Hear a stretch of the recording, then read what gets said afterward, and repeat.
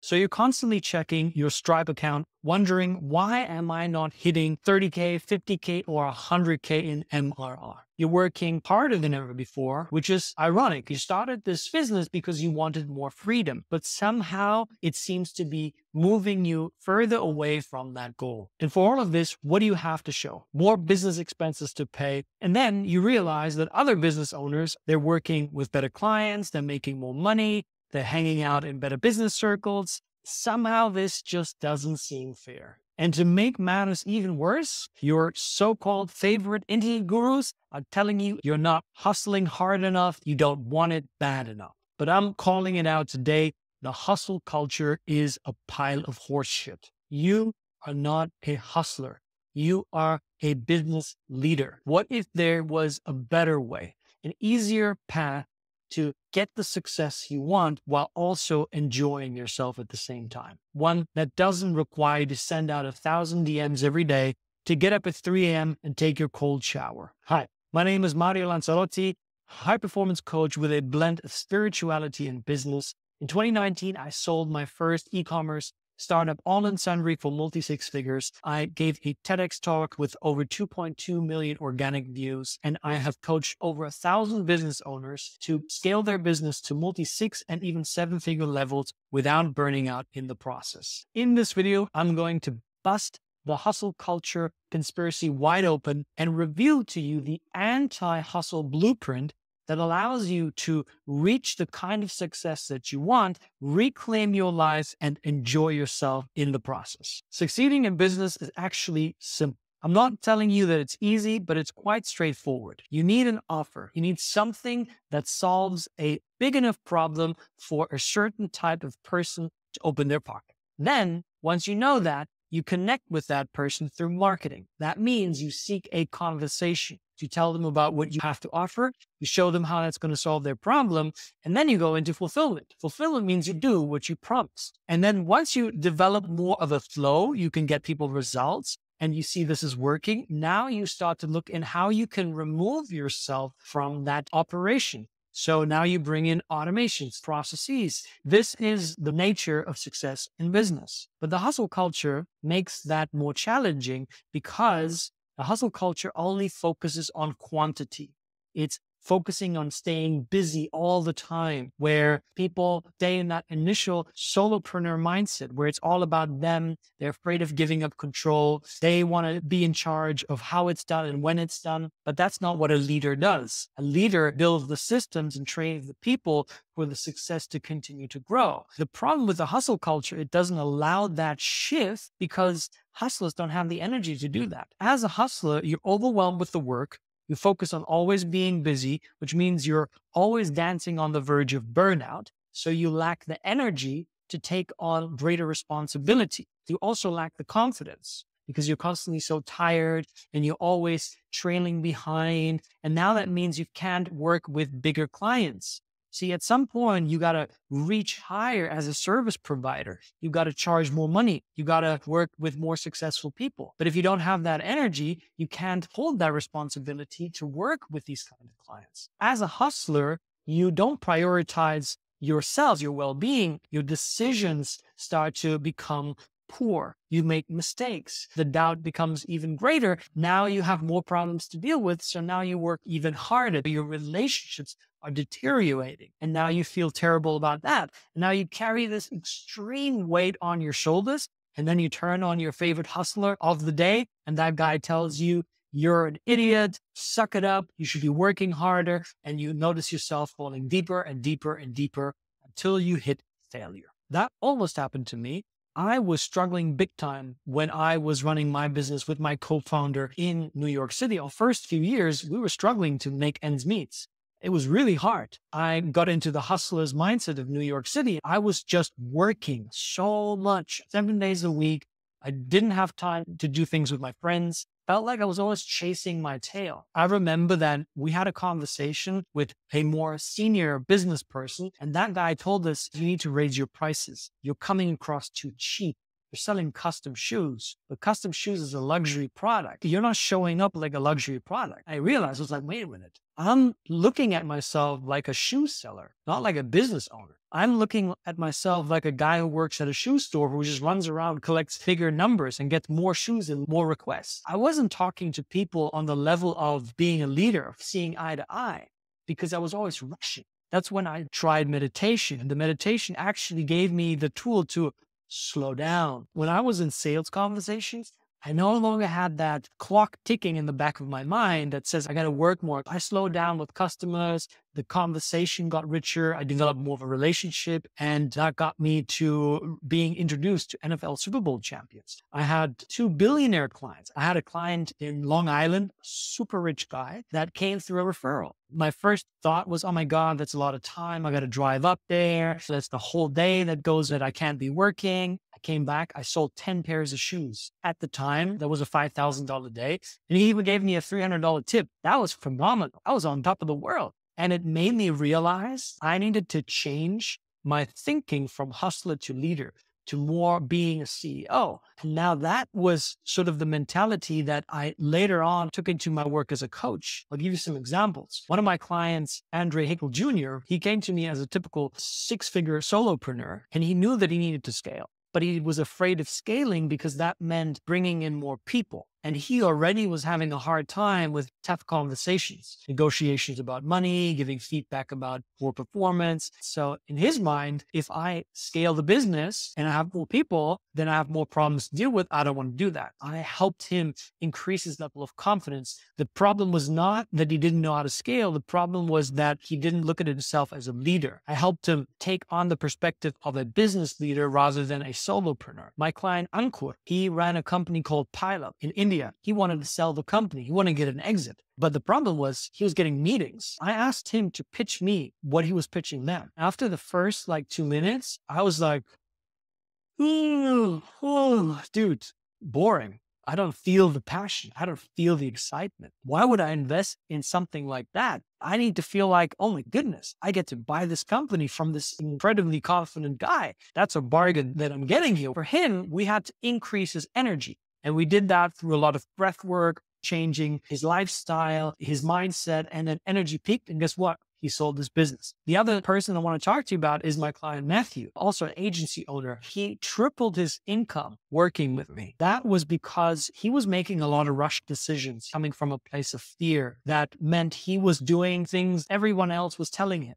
He was working with clients because they were paying him good money, but he hated working with those clients. That energy now carried on into other client relationships, didn't have the energy to think about bigger and better new clients. And so what I helped him to do was overcome the anxiety that held him back from letting go of those old clients. He did that. He made space for new clients. And as I said, he tripled his revenue very quickly. So here's what I recommend that you do. Number one is you got to slow down, because when you slow down, you start to see the things that are actually holding you back. You get to make more calm, clear decisions that actually yield to better results. You do this by taking deeper breaths.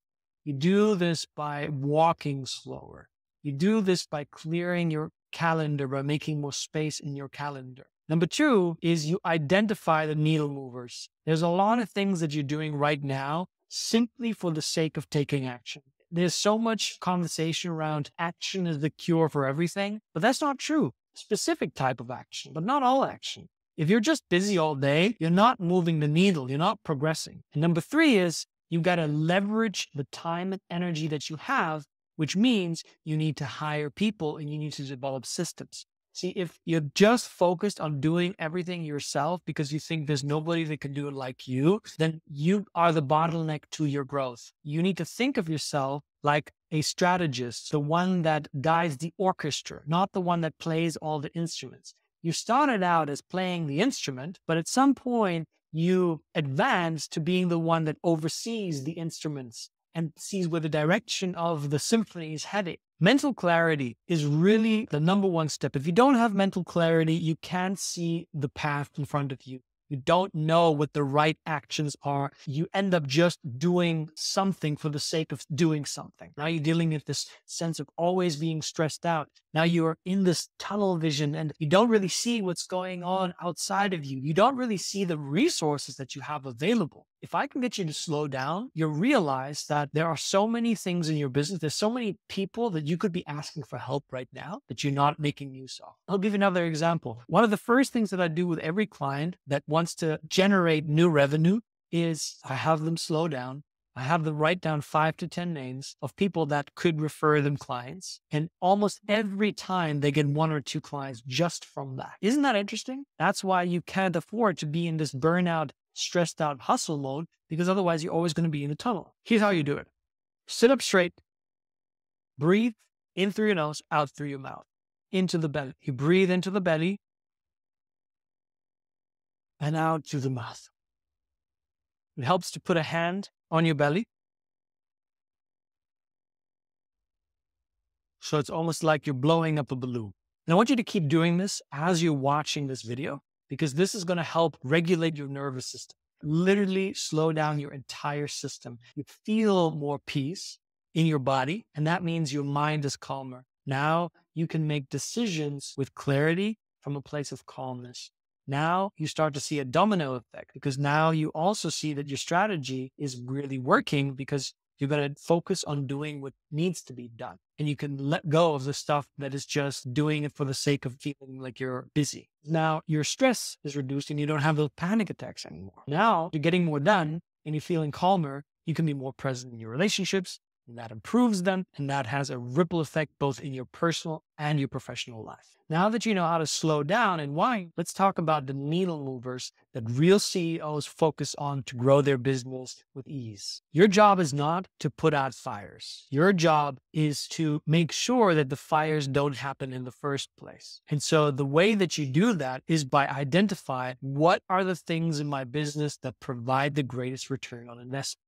There are 3 things that you should always be doing. Number 1, client fulfillment. You should always be making sure that your clients are getting great results. Number 2, you should always be building relationships. Notice building relationships is different from just sending 1,000 DMs a day. This means that you actually got to genuinely care about the person, deliver value to them, listen to their problems. Once you get off a call with a person, how can you improve their day? Maybe you could introduce them to another person. Maybe you could send them a book. Maybe you could send them a message that says, hey man, was just thinking about our conversation the other day. Wanted to tell you how inspired I felt after that. Hope you have a great day. Number 3 is you got to free up your time.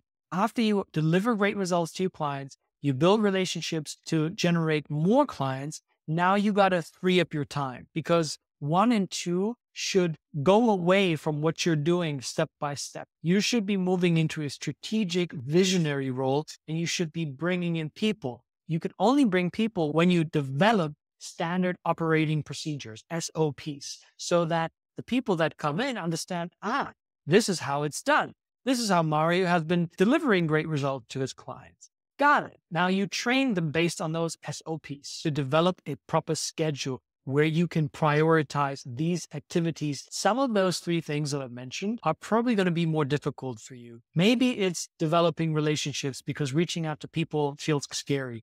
You should be doing that when you have more energy, like early in the morning. Why? Because then it's easier to do the things that are hardest. Then you have more willpower to say no to distractions. So take out your calendar and schedule these 3 things in. Review your calendar to look at what are you currently doing that you shouldn't be doing that's just there for the sake of being busy. Remove that stuff completely. Rather have nothing there and focus on being out in nature, on taking care of your body so that you can do those 3 things really well. The way that I would delegate is to look at your zone of genius. Your zone of genius is what you do best, what you love most, and what delivers the highest return on investment for your business.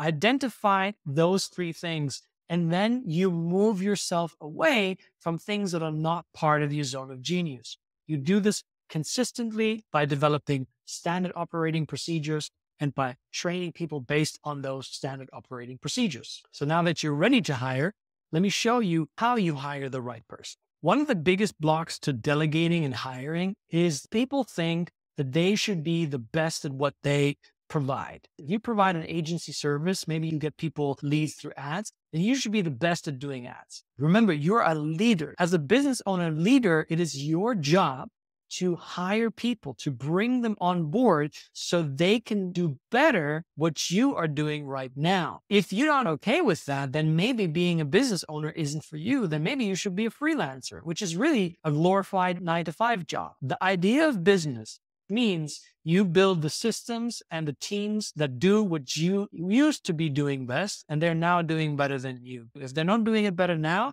train them at least to become better than you. Let me give you an example. Say what you do is you create ads, and those ads are what creates lead generation for other businesses. All you need to do is record yourself. I would use Loom.